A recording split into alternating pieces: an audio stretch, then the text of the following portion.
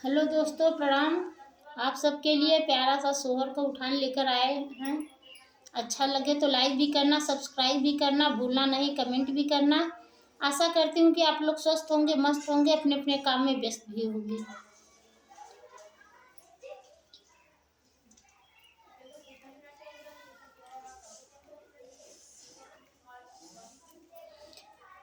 पतली कमरिया बारी उमरिया, पतली कमरिया बारी उमर, गोदी में ललनवा हो गई न, गोदी में ललनवा हो गई न।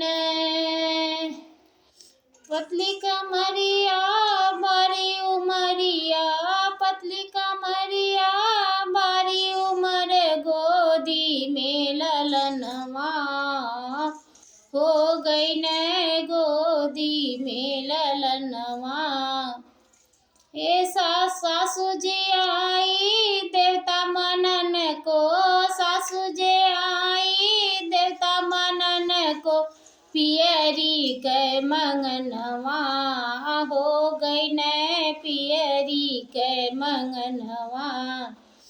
ए सासू रानी पियरी कैसे मैं देव, ए सासू रानी पियरी कैसे मैं देव, राजा जी विदेशवा चली गई न, राजा जी विदेशवा चली गई न।